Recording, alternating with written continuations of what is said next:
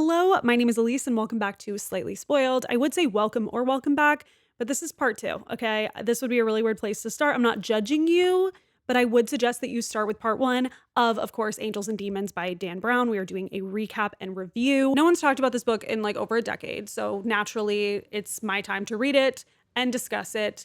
And again, today we're doing the second half of it. We left off with Langdon and Vittoria outside of the Cheeky Chapel where the first cardinal was unfortunately put to death in a very brutal way. Chanita Macri and Gunther Glick from BBC did get a video of that and supposedly are going to release that, so we'll see where that goes. And we're also looking to the southwest to see where the next altar of science will be. We're looking for a place that has a Bernini sculpture somewhere that will point us to the third altar of science. It also is going to have something to do with air because that's the second ancient element. And again, it's going to lie to the southwest of our current chapel. And unfortunately, we can't really see anything to the southwest because there are a lot of really tall buildings. So what does Robert Langdon do? He climbs up on the scaffolding because remember, this church is under construction. So he's climbing up, I think it's like 6 stories or something. And I love this part because Chanita is like, who is Spider-Man up there? Ooh, he's so sexy. And then Gunther is like, who's Miss Spidey on the ground? We get it. These two are so hot, so smart, so fit. Like, leave something for the rest of us, you two. Other than capturing Chanita's attention, the climb up to the top doesn't actually do much of anything. And so Langdon comes back down and he has to reference a map that Olivetti pulls out, which does not include all the churches in Rome. So it's a little bit unreliable, but it's all we've got. We draw a line directly from Cheeky Chapel to the southwest, and there's really no churches that intersect it. It does go straight to St. Peter's, but St. Peter's is in Vatican City. So that doesn't really seem like an option. There are a bunch of churches that just barely miss the line. And so we're like, is this right? It's kind of hard to calculate. Langdon soon reconsiders St. Peter's, okay? Yes, it's not a public church, and yes, it's technically in Vatican City, but what about the square outside of it? The square is really what the line intersects. That is a public place, still technically a church, and common misconception that it's a part of Vatican City. It's actually in Rome. There is a big sculpture, a monolith out front, but it's not a Bernini sculpture. However, one of the guards remembers that there actually is a Bernini sculpture. It's just not a sculpture in the typical sense. It's a relief, which is kind of like a carving, or it's like the reverse of a carving. It's on a block in the square. It's elliptical shaped, and it shows 5 gusts of wind. 5, okay, Illuminati. It is perfectly symmetrical, and it's gusts of wind, which is having to do with air. If that wasn't enough, there are 2 stars above the gusts of wind, and it's called the breath of God. Seems like this is our place, and how convenient is it that a guard walks past it every day and is like, hey, I know a Bernini sculpture. I wouldn't imagine that the Swiss Guard are generally all that observant when it comes to pieces of art because there's so much art everywhere around Vatican City and Rome. One thing I noticed with this book that does bother me just a little bit is how convenient a lot of memories and realizations are that people have. And we'll talk about that a little bit more. They take off right away for St. Peter's Square. They get there with 6 minutes to spare. And how do we know this? Well, Robert is wearing a Mickey Mouse watch. Okay, this seems as good a time as any to talk about it because it's a very important kind of quirky personality trait of his. His parents gave it to him when he was a kid. It's like a collector's edition and he wears it all the time because it's waterproof so he can swim in it because we know he loves to swim, and it's also glow in the dark. So he uses it to kind of walk around the Harvard campus at night when it's dark. It's made to be kind of a big deal that this grown man wears a cartoon character on his watch. And I don't know if I'm alone in this, but I feel like no one would really care about this in 2025. Let me know if you agree. Vittoria and Langdon arrive again at 8:54. They're doing their little tourist cosplay again, pretending to be a couple. They locate the relief sculpture right away, and nothing really seems to be amiss other than the fact that they're being followed by 2 news reporters. And of course, this is Chanita and Gunther. They scurry around a little bit trying to lose these 2. And unfortunately, while they're doing so, they hear the bell toll 9 o'clock. So they were distracted. It goes silent after the bell tolls, and then they hear a little girl scream. And what is she looking at but a homeless man who has collapsed on the ground and has a growing blood stain on his robes. Except this is not a homeless man because when he falls, we see his robe open up and he has a brand on his chest. Of course, it is an Illuminati ambigram that says the word air on it. This is obviously shocking. The girl is traumatized, but people are confused because this guy seemed to be totally fine, if just a little drunk. He wasn't bothering anybody, and he was actually getting help through the square a few minutes ago by a man with dark skin. That's interesting. That man is nowhere to be seen now, of course, and Vittoria and Langdon try to resuscitate this man, but it quickly becomes apparent that his lungs have been punctured. So there's no way to even get air into his lungs.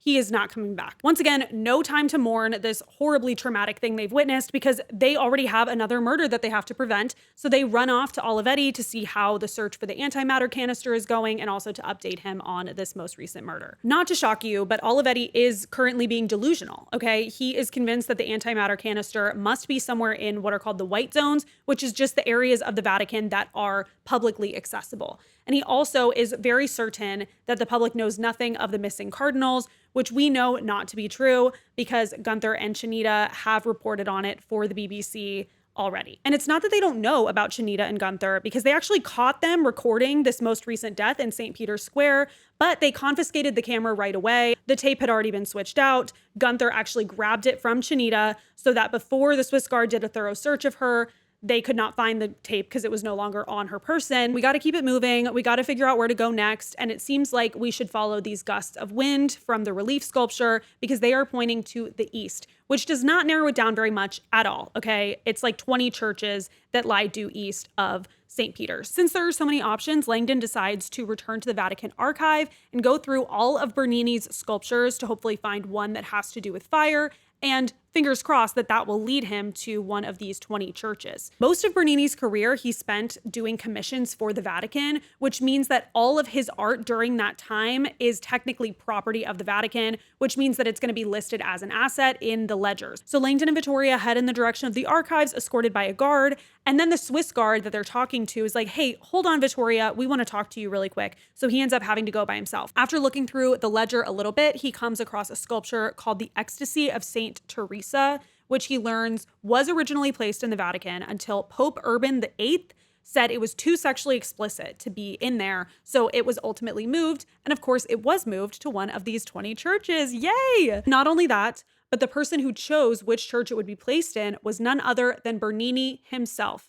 You can't make this up, except Dan Brown probably did. We don't know. This is another part that feels a little convenient, a little unlikely. Okay, I know Langdon is an expert on art history, but he sees a little sketch of this sculpture and he's like, oh yes, it's all coming back to me now. And he remembers the history and the story behind this sculpture. Apparently, St. Teresa originally said that this painting depicted her being visited in her sleep by an angel, and then later kind of revised that story. And here is a quote from that. His great golden spear filled with fire plunged into me several times, penetrated to my entrails, a sweetness so extreme that one could not possibly wish it to stop. Aside from the clear reference to fire, the angel was also a seraphim, I don't know if I'm saying that correctly, which literally means the fiery one.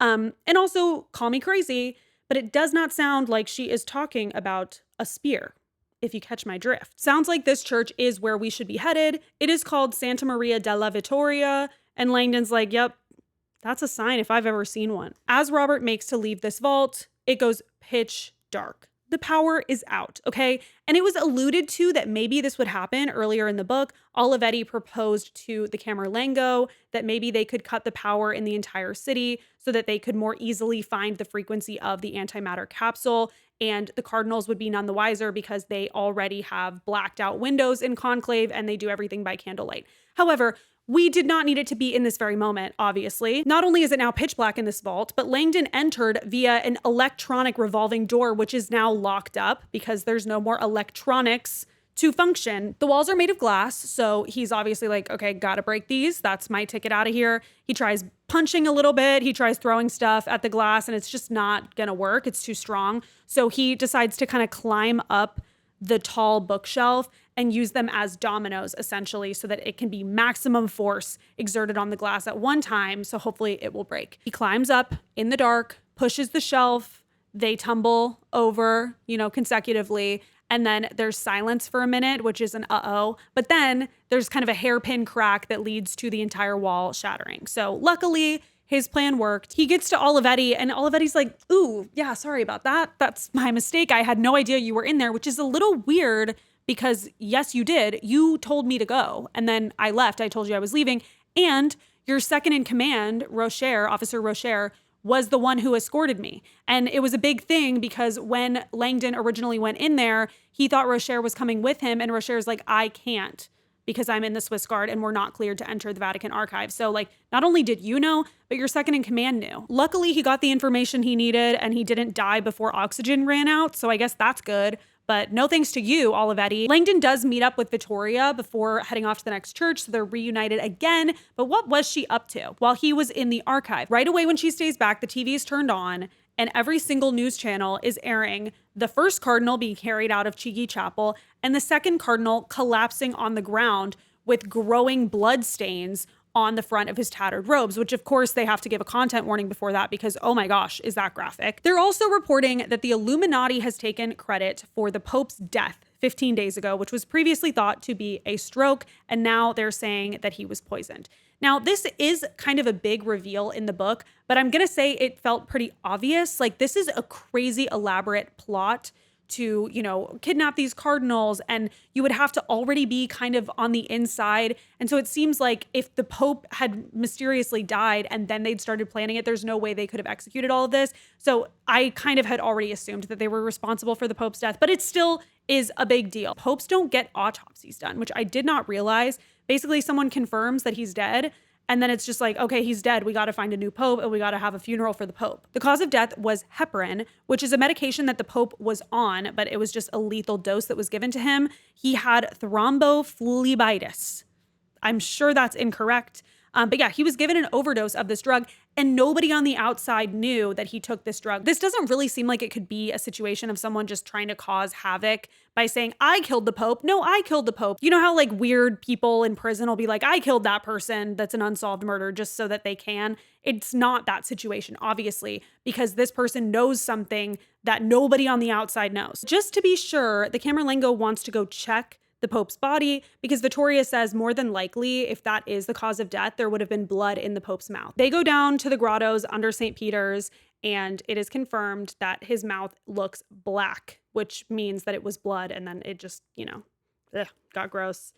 Not a fun visual, in my opinion. After this, Vittoria gets a call from Kohler, who can breathe again. He finished his medical treatment, and since then, he's been looking through Leonardo Vitra's personal journals, and he says he can tell, based on these journals, that Vitra did tell someone about the antimatter, and he knows exactly who it is. But he hangs up the phone, and he says, Sylvia, I think that's the name of his assistant, get me a plane. I'm going to the Vatican. Then Vittoria and Langdon meet up. They are driven by Olivetti to Santa Maria della Vittoria. And when they get there, Olivetti's like, I'm going in by myself. You guys might get recognized. So they're waiting outside. And there's another bone-chilling moment, okay? It's just like the guy in the robe from the Pantheon. Vittoria spots two people in dark robes. They look to be women, but it could be men disguised as women, obviously. And they're just walking in the dark. She grabs the gun off Robert's body that he's been carrying around and kind of takes off to go investigate them, okay? And she starts kind of talking to them. It is so scary and tense. They tell her that they were in church a few minutes ago, and then an Arab man came up to them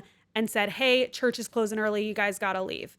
And Langdon and Vittoria are like, uh-oh, that doesn't sound good. Cut to them turning to the church, and they see flames growing through the stained glass windows. They run into the church, shoot the bolt open so that they can go in, and above these flames is a naked man suspended by two cables that are kind of like stretching his body apart.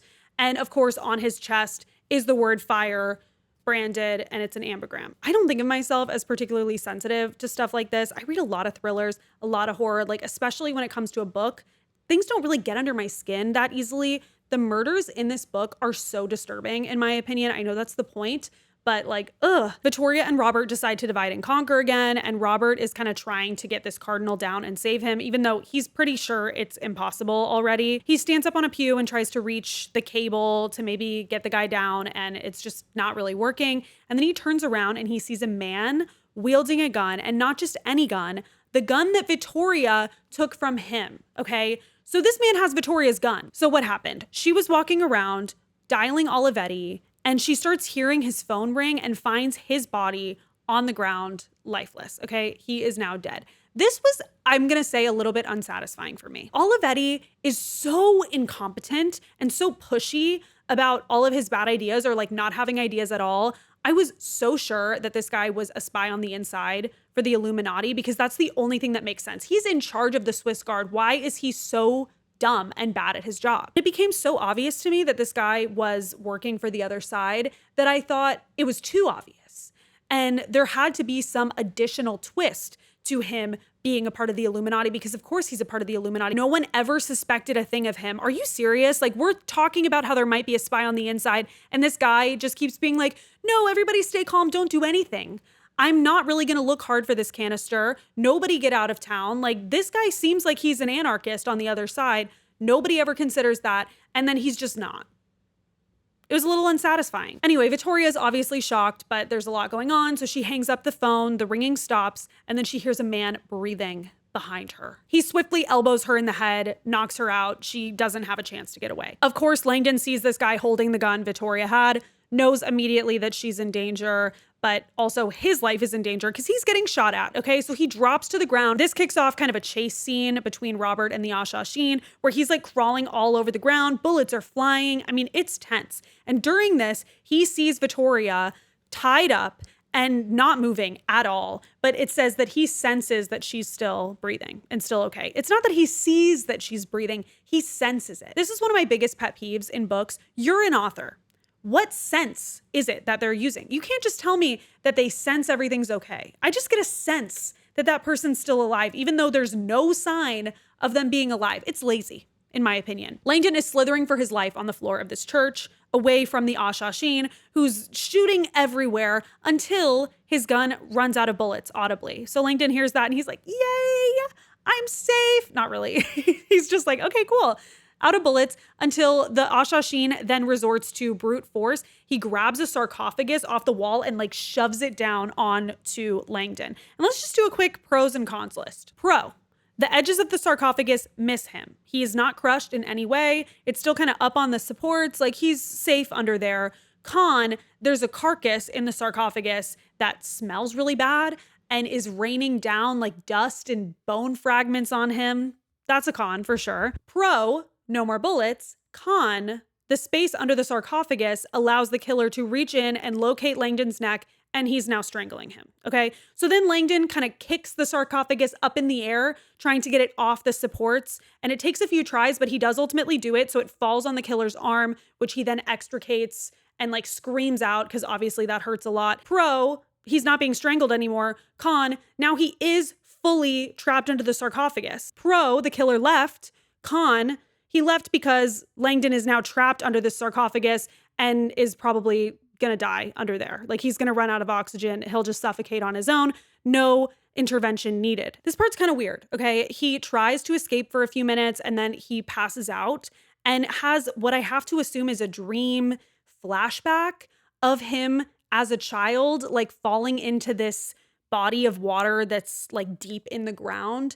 And he has to tread water for, 5 hours? Yeah, 5 hours before getting rescued. We never get more info on this. I can only assume that this is a part of his backstory that will eventually be touched on in later books. I don't know, but it seems like Robert Langdon survived, using his swimming skills, a traumatic childhood incident. The fire department arrives. They're obviously searching for survivors, and they hear some kind of beeping noise coming from underneath the sarcophagus. So they pull that up, and they find Robert Langdon still alive, barely, but his alarm on his Mickey Mouse watch was going off. So Mickey saved him. Isn't that kind of beautiful? He's woozy for a sec, and then he's like, oh, Vittoria's in danger, and I gotta save Vatican City. So back to it. It's about 10:30, and so he has about 30 minutes to figure out where the fourth and final church and execution spot is going to be. And this time there's going to be some sort of a water theme. Now, luckily, the line in the poem, "Let angels guide you on your lofty quest," is the gift that keeps on giving, because he sees an angel sculpture that's holding a spear of fire and it's pointing west. So I guess that's where we're going. Once again, there are quite a few churches in this direction. Langdon has a map that one of the firefighters gave him. So he draws a line to the west, and then he also circles the 3 churches that he's already been to, and he notices that it is a perfect triangle. Ooh, Illuminati. He's struggling a little bit though, because any fourth point that you add is going to mess up this perfectly symmetrical triangle. What is there to do? And then he has a realization. He thinks back to the poem and realizes what he'd previously written off as the shortening of a word to make it fit in iambic pentameter is actually a clue. The line, "cross Rome, the mystic elements unfold," it means across, but it's also cross Rome. Hello, It's a fourth point on a cross, and that means that we are headed to Piazza Navona, which is outside of the Church of St. Agnes. There is a Bernini sculpture outside of it, and it's called the Fountain of Four Rivers. So it's like two different water references in one. It's perfect. Let's check in with Conclave really quick before we head off to Piazza Navona. They've done 3 separate votes now, and they're all inconclusive. Cardinal Mortati's pretty sure everyone's voting for themselves so as to push off the vote until the Preferiti arrive, because they don't know that 3 of the 4 Preferiti are already no longer with us. The Camerlengo makes a shocking and unprecedented decision to come and announce to the cardinals exactly what's going on and to bring news cameras into Conclave, which no one from the outside has ever seen into Conclave before. But he wants to make an address directly to the Illuminati.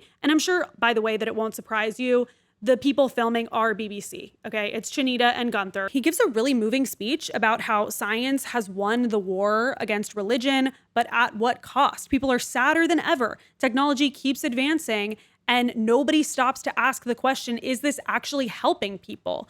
And it's kind of crazy to read this 25 years after it was written, because I feel like it's only ever gotten more true as more technology comes around. Like, these things still apply. He ends the speech by welcoming everyone watching, including the cardinals and the world, to join him in a prayer. After this, he talks to Gunther and Chinita and gives them 2 additional things that he would like them to broadcast to the world. One is a photo of the dead Pope to prove that the Illuminati did in fact poison him, and the other is a live feed of the canister with the countdown. It's now 10:15. The Camerlengo can't get a hold of Olivetti because he is dead on the floor of the church. And so he thinks that Rocher, who was previously second command, is now probably the stand-in officer. He tells Rocher, hey, for the next hour, I want to be by myself. Can you just like light a fire in my office and leave me in there? And if there is still no movement on this canister at 11:15, we're going to evacuate. But until then, just leave me be. As Rocher leaves his interaction with the Camerlengo, he gets information from Lieutenant Chartrand that there is an anonymous man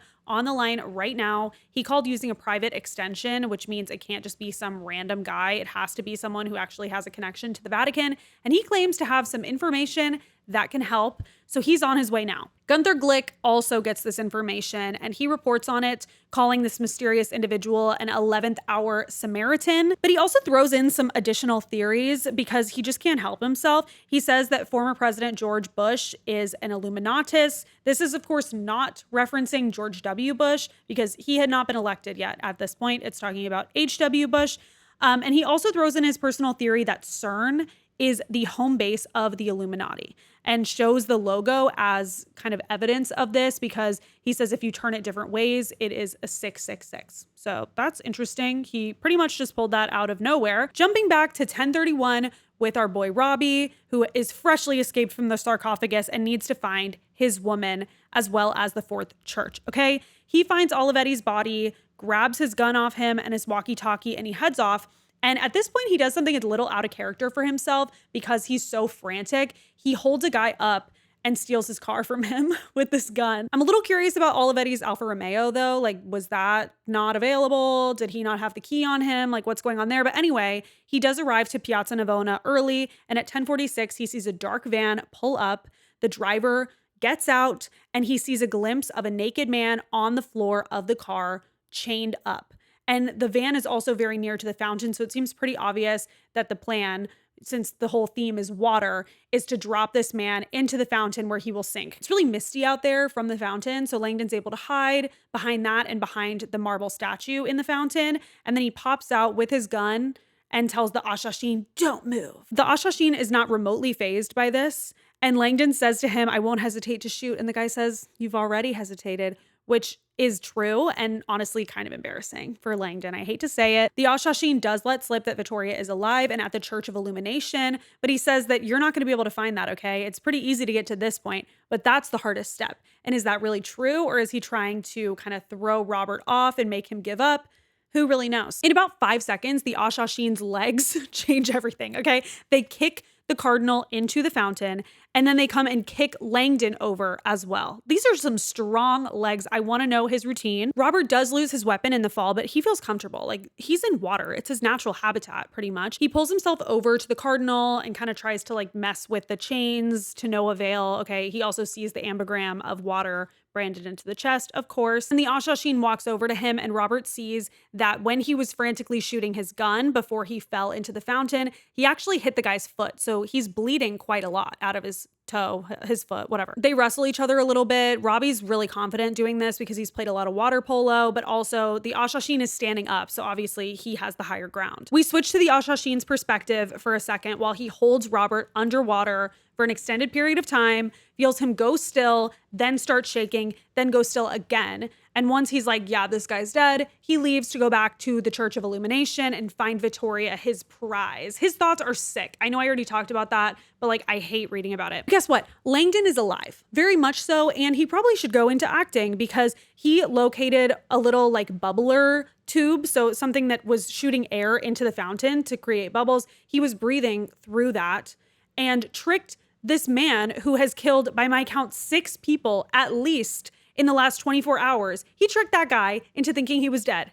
Okay, that's a talent. He goes over to the cardinal and tries to resuscitate him for a minute or two, but it's really clear he's not going to revive him. And by the way, this guy, his name was Cardinal Baggia. I know I haven't said any of their names, but this cardinal specifically was Italian and he was the top pick for the Pope. So 4 out of 4 cardinals are now dead. Probably because of this, Robert cries for the first time in years. Dan Brown could not allow us to believe that this guy shows any kind of emotion on a regular basis. He would not indulge himself in that way. This is a real man, okay? But after he cries, it's not quite enough emotional release, I guess. And so he like throws his head back and goes to scream into the sky, where he notices at the top of this like monolithic sculpture, he sees a little pigeon sculpture hidden on the inside. And he's like, what is that? On closer inspection, it's not a pigeon. It's actually a dove, which is the pagan symbol for peace. Okay. And he uses his climbing skills once again. He scales this obelisk. And when he reaches the top, it's literally so obvious to him right away where the Church of Illumination is. It is this building called the Castle of St. Angelo, which he has known about. Apparently it's kind of a famous building. I've never heard of it, but that means literally nothing. I don't know anything about Rome. He notices something he never has before, which is that the park surrounding this castle is shaped like a pentagram. And there's a bridge leading to it that's called the Bridge of Angels, designed by Bernini, no less. And now that he's seen the cross on the map of Rome, he realizes that this vertical line goes right down the center of it. I mean, it's just so obvious. And by the way, there are rumors about this place that there are a bunch of secret passageways and like hidden rooms. Ugh, so cool. I love a building that's not what it seems. He takes off in his stolen car really fast and then realizes that it's actually a pedestrian only bridge, so he can't drive on it. And he realizes this a little too late. He like slams the car into a barricade, but he's totally fine, you guys. It's really no big deal. Just leave that behind. He walks up to the building and meets an Australian newsman who's standing there and says that he's seen a black van kind of going in and out all night. Doesn't think anything of it. He's like, oh, I bet the view up there is so cool. Like, I'm so jealous of that person. And he also lets slip about the 11th hour Samaritan, which is news to Langdon. Langdon needs to get in there, okay? He needs to save his woman and the rest of Vatican City. So he says, hey, can I use that like satellite arm on the top of your news van to hop up onto this building? And the guy's like, no, you can't climb on that. That's not for that. And then he's like, what if I told you that I know exactly where the most recent cardinal's body is? It's in this fountain. As the guy lets him go, he climbs up on the building, wanders around a little bit until he finds the black van, the dreaded black van. And what do you know? There are bloody footprints coming from it. Uh-oh, Ashashin. Where do the bloody footprints lead, you ask? Into a corner. It's a hidden entrance to a secret passageway. Are you guys eating this up the way I am? I hope so. And it's actually not that secret of a passageway because it's called Il Passetto. People have long kind of rumored about it, but it's supposed to go directly to the Vatican. So it seems like that's probably where the cardinals were taken. And that is confirmed when Langdon is walking through and he sees jail cells and robes with sashes. This is clearly where the cardinals were held. He's like, oh, I'm probably about to encounter someone with a weapon. So he grabs this like loose iron bar because that'll have to do. It's all he's got. He finds his way to Vittoria, who the Ashashin has been kind of repeatedly knocking out throughout the night using the crowd meridian pressure point. And again, he's been having all these really disgusting thoughts about like what he's going to do to her, how he's going to torture her. And it seems like now is the time that that's going to happen. Also in this room is a large chest shaped like a pentagon that contains all 5 brands that he's seen so far tonight, as well as a larger one in the center. And he's like, what is that? And while he's investigating that, he's distracted, obviously, and the Ashashin strikes. They start fighting, and the Ashashin simultaneously is sharing information about this mysterious sixth brand that supposedly Janus is on his way to the Vatican with right now to brand a mysterious person. And Langdon's like, uh-oh, that's the 11th hour Samaritan. Like, this was kind of a bait and switch. This person claimed to have information, and it's actually someone trying to infiltrate the Vatican. They move their fight out to a balcony, which obviously makes things a lot higher stakes. Things are not going well. Langdon ends up kind of hanging from the balcony, and the Ashashin is approaching him with his own iron bar, which he lost during the fight, about to like whack him so that he falls to his death. And what do you know? Vittoria grabs a torch and slams it into this guy's back. Karma, am I right? Branding 5 people, now you get your torch on your bare skin. This gives Langdon a chance to pull himself back up, and then Vittoria finishes the job with the torch. She starts by shoving it in the Ashashin's eye and says, "Eye for an eye," when she does it, which is kind of hilarious. Like, Dan Brown every now and then can't resist the urge for a cheesy, like, little gotcha pun kind of thing. And it's like, is now really the time? But also it's funny. And then she also whacks him over the balcony with the torch. So he's gone. How did she unbind herself, you ask? She's a yogi. She's a yogi and she can pretty much dislocate her shoulders. And I love the way yoga is talked about in this, because obviously now everyone pretty much knows what yoga is, but you can get the feeling that Dan Brown is like, yoga, everybody, let me tell you about it. This is some weird thing that no one in the West has ever heard of before. It's now 11:23 and Langdon and Vittoria are discussing their next move. How are they going to get to the Vatican? And they see a helicopter show up, which must be the 11th hour Samaritan. And who gets out of the helicopter but Maximilian Kohler? Let's talk about Kohler and his backstory real quick. So he hates the church a lot for good reason. He blames them for being in a wheelchair.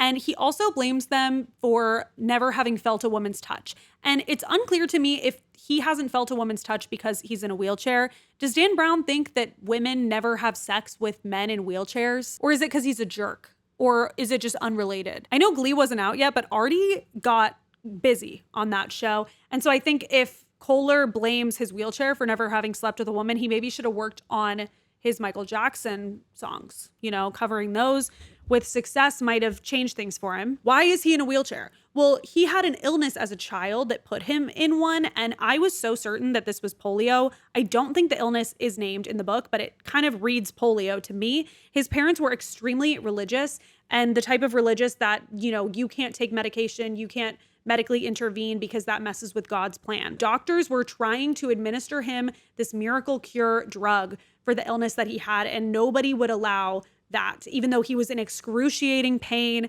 had a really high fever. And so when his parents leave, his doctor secretly injects him with this drug. It helps a lot. It abates the pain very soon after, but unfortunately it is too late to prevent him from being paralyzed for his entire life. No one but the doctor and Kohler ever find out that he was given this drug. And his parents are just singing the praises of God and how God healed him. And he knows that it was actually science, which kind of turns science into his God from now on. And as a kicker, they take Maximilian to their priest and say, look at what God has done. His life was saved. And the priest says, yes, but he was paralyzed, which is probably punishment from God for not being faithful enough. And so his parents kind of blame him for his own injury, even though it's their fault. So back to Vittoria and Langdon, who are really struggling with this revelation that Kohler is seemingly Janus and like behind this whole thing. Why would he kill his colleague, Leonardo Vitra? And if he didn't, why is he here right now? Like, he is the 11th hour Samaritan. It's obvious. At 11:29, they hit a dead end in the tunnel. And so they start pounding on the door, which luckily Lieutenant Chartrand, who is in the Vatican, starts hearing. He's hearing voices yelling and little snippets of what they're saying, as well as them pounding on the door. And so he kind of works his way through to find this secret passageway. And along the way, he finds the keys to the Vatican, which should be in the papal vault. Why are they out? Who has access to these keys, and why are they just being left in this door? He does use the keys to free Vittoria and Langdon, and they all three run to the Pope's office, where Kohler is already meeting with the Camerlengo, and Rocher is guarding the door with his life. Like, he will not let them in, which is pretty weird. And then they hear the Camerlengo scream behind the door, so they bust in. And this is what they see. Kohler is holding a gun pointed at the Camerlengo, who has a massive brand on his chest. And we can't really tell what it is in this moment, but we later learn that this is the Illuminati diamond, which contains all four of the ancient elements. And of course, it also is an ambigram. Kohler gets shot at immediately by the Swiss guard, of course, and he collapses. But before he dies, he hands Langdon this camcorder and says, "Give this to the media." Now, this camcorder is specifically stated to be a Sony Ruvi, which seems to be product placement. It's mentioned one other time in the book by name as well. I had to look this up, but it was a really small camcorder that released in 1998 and was discontinued like 2 years later. Apparently it was a major flop, but kind of a funny little time capsule moment in this book. Langdon just puts this thing in his pocket. He's like, "I'm not giving this to the media. You're the 11th hour Samaritan. You're in the Illuminati. I'm not doing your bidding for you." Then Lieutenant Chartrand shoots at Officer Rocher, both members of the Swiss Guard. Why is he doing this? Well, he has been suspecting Rocher of being the kind of spy on the inside for the Illuminati. Again, he was guarding the door with his life a second ago. Why was he doing that? It kind of seems like maybe he knew what was going on in there and he wanted to make sure nobody intervened. Maybe he was in the Illuminati, maybe he wasn't. All I know is he's dead now. Okay, Rocher is no more. That is final. And then they all leave, Vittoria, Langdon, and Chartrand, with the Camerlengo to try to get him medical attention because he has a severe wound on his chest. They're carrying him out of the Vatican toward this medical helicopter. And along the way, he suddenly sits up, stands, starts running into the basilica, and the whole time he's kind of babbling. It sounds like he's talking to God. There are 20 minutes remaining, and he is running into the belly of the beast. And mind you, he needs medical help. Like, everyone is so concerned. So of course they run after him. And who would be with them besides Gunther and Chanita? Of course, these people are everywhere. They can't resist the temptation of this like suicide mission that could potentially lead to a big story. And I just love that the subplot of this book are these two reporters who start out very normal, get a little taste of fame and attention that just falls into their lap. Like, they did nothing to earn it. And then they just gradually go more and more crazy trying to chase that high. It's such an interesting commentary on like the media and sensationalism. I love it. The Camerlengo is like, "Don't worry about me, you guys. I'm getting messages from God. I'm doing what he's telling me to do." And everyone is like wanting to believe that that's true, but also, is that possible? Is this guy just going crazy and like in need of help? He's venturing deeper and deeper into the Vatican, going to the necropolis, and he says that he's received a message from God that the Illuminati placed the antimatter on the rock upon which the church was built, which is St. Peter's tomb, all the way at the bottom of the necropolis, okay? And when they arrive, the grate is unlocked, so it seems like he's maybe onto something. Vittoria realizes that he's clearly planning to grab the antimatter and take it back up, which makes no sense. She's trying to stop him because as of right now, if it is actually where he thinks it is, it's probably not going to cause any casualties. It's deep underground. It is going to cause structural damage to the Vatican, but at this point, that's the best you can hope for because they would need a full hour to get this back to Geneva to get on the charger, and they don't have that kind of time. He's not listening, obviously. He's getting information from God. He ultimately does find this canister, runs back out, and gets out of the Vatican at 11:56. 4 minutes left, okay? And then he makes for his medical helicopter, hops in there and is about to get going. And Langdon's like, "Hey, can I come with you?" And he's like, "Whatever, I don't have time to stop you." So they both head up in this helicopter. Let's take a brief intermission from this incredibly tense moment in the book to talk about Carlo Ventresca, the current Camerlengo, and his little backstory, how he got here. He grew up with a single mother named Maria, never knew his father, and whenever he would ask her who it was, she would just say, "Your father is God," which he loved because he was super religious. They went to mass every single day. And one of those days that they were there was a bombing of the church and he was the only survivor. So his mother died. While he was in the hospital, there was a man who came to him who was a member of the clergy and made arrangements for him to go live at this monastery now that he was an orphan. Carlo loved church so much, he always knew he was going to go to seminary school. And had he signed up when he was, I believe, 16, it would have exempted him from his mandatory military service for the Italian army. But he decided to instead serve his military service and then do seminary afterwards. And he was such a peaceful person. He didn't want to handle any weapons. So instead, they taught him how to fly a helicopter. He flew medical helicopters for the entirety of his 2 years of service. And then he came back and joined the seminary. And as we know, ultimately became a priest. Back to the thick of it. That's how the Camerlengo is flying this helicopter. They have 2 minutes till midnight, okay? And Langdon is like, "You're a genius for wanting to fly up in this helicopter. There are so many different options. Like, you could drop it into the water, in the ocean. You could drop it into, there's like a nearby marble quarry. You could do that. It would probably have little impact, or you could maybe time it perfectly, fly the helicopter up really high and drop it into the air so it would explode between the helicopter and the ground. And the Camerlengo is just not talking. He can't get information out of him. Time is ticking by. And then ultimately the Camerlengo is like, hey, can you hand me that canister? And he's like, yes, I can. Hands it to him and he locks it in the cargo hold and then throws the key out the helicopter window. Then he takes the only parachute and says to Langdon, I'm sorry, it wasn't supposed to be this way, and jumps. Yeah, what the heck is going on? Langdon doesn't have a lot of options, obviously, but he decides that, this helicopter is going to certainly explode in a matter of seconds, so I have a better chance at survival jumping out of this helicopter with no parachute. And he thinks back to something that Kohler said to him back at CERN early this morning, and that is 1 square yard of drag will slow a falling body almost 20%. So he grabs this tarp on his way out and jumps out of the helicopter. As he's falling, he hears the explosion behind him, and he also notices that in front of him, he's going to fall into the Tiber River, which is a good thing. Generally, water is better than land anyway, but also this is nice, frothy, aerated water, which is 3 times softer than just standing water. And he's also a diver, so he uses his diving expertise to slide right into that water, and he does black out soon after. Good thing he grabbed the tarp on the way out because it saved his life in 2 different ways. First of all, it slowed his fall, which is very important, but it also made a ton of noise on the way down, which alerted people to what they thought was just a falling object from the helicopter, but ultimately was Langdon. And so he gets rescued, still has a pulse. Yay. He comes to in a hospital bed and he sees his tweed jacket all sliced up because they had to cut him out of it, and realizes that diagramma was in that pocket. The final copy was destroyed. And the doctor's like, oh yeah, there was some Kleenex or something in there. And so he's obviously really inconsolable about this. Like, yes, I'm alive and that's great, but I feel responsible for destroying this historical document. And the other thing in his pocket is the camcorder from Kohler, which originally he was planning on doing nothing with, but now it's like, well, the Camerlengo is kind of nuts. Maybe I should take a look. All his clothes are destroyed now, so he has to put on a paramedic jumpsuit and hop into a medical helicopter. They are everywhere around the Vatican, and he gets to fly back to St. Peter's. Back in the square, Vittoria and the press and everybody has just witnessed the explosion of this helicopter, and so they're mourning the loss of both Langdon and the Camerlengo when the Camerlengo makes an appearance on the roof of St. Peter's, and he's wearing his white and it's flowing all around, and they're like, what? How did he survive? It has to be some kind of miracle, right? And my question is, did really nobody see him jump?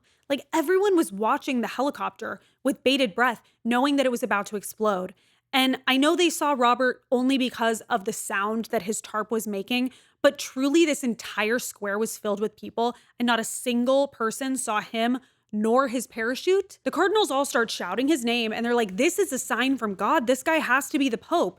And Mortati is not so sure. He's a little bit skeptical of all of this. There's something a little bit off about it. And also, he's the great elector, and literally none of this is following the protocol of conclave. So he's like, let's just hold off for a sec, okay? Robert appears, and Vittoria's like, where did you come from? And he doesn't say anything. He just embraces her and gives her a passionate kiss. And it's about time, you two. I know we were busy trying to save the world and everything, but you couldn't have had a little smooch on the way, my gosh. And then he walks into the chapel and everyone's like, wait a second, you both survived against all odds? How did this happen? And that's such a fair question because it really, Dan Brown, how did that happen? Okay, let's be honest with ourselves. He's like, there's no time for me to explain right now, okay? I just need you to watch this video. And 2 members of the Swiss Guard walk out wheeling a TV on a cart like it's your 4th grade teacher letting you watch Magic School Bus. Oh my gosh, I miss TV carts, okay? I know technology has only gotten better, but there was something so magical about the creak of that. And somehow it always took 10 minutes to get it working. Oh, those were the days. The video starts and it's the conversation between the Camerlengo and Kohler that he secretly recorded earlier today. And buckle up, folks, because all of your questions are about to be answered at a lightning speed. Kohler reveals to the Camerlengo what that information that he found in Leonardo Vitra's journal was that just revealed everything to him. And that is that 1 month ago, Vitra reached out to the Vatican to request an emergency meeting with the Pope. Apparently the Pope was a fan or an admirer of Vitra, I'm assuming because of his work in religion. Again, he was a priest. And so when he is asked to meet in secret, he's like, yes, of course. And Vitra comes to him and says that he's created something with the help of his daughter that he feels uncomfortable with the implications of, and he needs spiritual guidance. During this meeting, the Pope said that antimatter proved that Genesis was possible, and that he should release this information to the public because it could finally form a bridge between science and religion. The Pope was just generally really excited about the invention of antimatter, and he wanted to get more information. He really wanted to tour Vitra's lab, but he was unable to travel to see it because it would have been too high profile. So he sent, in his stead, the Camerlengo. The Pope and the Camerlengo had wildly different views when it came to science. The Camerlengo believed a lot more black and white. Science is not proof of God, but it's a tool that man can use to play God. At this point in their conversation, Kohler accuses the Camerlengo of having Leonardo Vitra killed, and he admits to it. And Kohler's like, hey, I caught you on tape. You can't escape from this now. The Camerlengo grabs something out of his fireplace, which, remember, he had asked the guard to light for him. And what is it that he grabbed? It's the Illuminati diamond brand, and he grabs it and brands his own chest. And then, of course, he screams in pain. Everybody rushes in there. You know the rest. We're caught up. After the video ends, everyone's pretty shocked because obviously this is a ton of new information all at once. And then the Camerlengo walks into the room, not knowing what everybody just saw. He's flanked by a few guards. They've kind of cleaned him up, redressed him in new robes, and he's really shocked to see Langdon because, oops, I thought I killed that guy. How is he here? After this, the rest of our questions get cleared up in kind of Camerlengo POV thoughts, etc. Okay? And the TLDR of this is that he saw the people around him committing sins and basically used those as fuel for him to commit much graver sins and told himself or convinced himself that God was telling him to do these things to protect the church. There was a reason why the Pope loved science so much. He actually felt indebted to it. And why was that, you ask? Because he fathered a child via IVF. As a young priest, he fell in love with a nun, and of course, they remained chaste in their relationship. They gradually, more and more as their love deepened, wanted this beautiful miracle, physical manifestation of their love for one another in the form of a child. At some point, the nun read an article about some new scientific advancement, IVF, that would allow them to create a child without breaking their law of chastity. This whole thing is partially in the Camerlengo's head, and then partially he's admitting things out loud. And so this is an out loud portion. And Mortati is like, yeah, I actually knew about this, okay? Because we find out that Mortati was the devil's advocate, which I did not know was a real thing. I thought that was just figurative, but I guess it's someone who is assigned to kind of dig into the Pope's past before they're officially named the Pope, so that we know there's not going to be a PR crisis when someone digs something up, okay? And Mortati at the time had dug up this information that the Pope was a father without having ever sinned. So he says, we are fully ignoring the fact that masturbation is absolutely a sin in the eyes of the Catholic Church. I feel like I'm missing something because could this be a plot hole? Could Dan Brown have been doing all of this research and missed this kind of glaring sin in the eyes of the Catholic Church? I don't know. But Mortati's like, don't even worry, you guys. I looked into it. He's actually never sinned before because he didn't have sex with that nun. And it's like, yeah, he actually did sin. I'm not saying it's a problem. I'm just saying in the eyes of the church, it would definitely be a problem. Mortati, of course, knows who the child is because he had to dig into it. And he announces that it is none other than the Camerlengo himself, Carlo Ventresca. That's why his mother was single, Maria. She was a nun. And that's also why she would always say that his dad was God, because they believed that this procedure allowed God to give them a child through, no sin. That's also why when his mother died, immediately this bishop, who later became the Pope, swooped in to kind of raise him and bring him to this monastery. Backtracking a little bit to when the Camerlengo found out that the Pope had sired a child, which he did know, he just didn't know that that was him, and he didn't know the details of it, that again, it was supposedly sinless.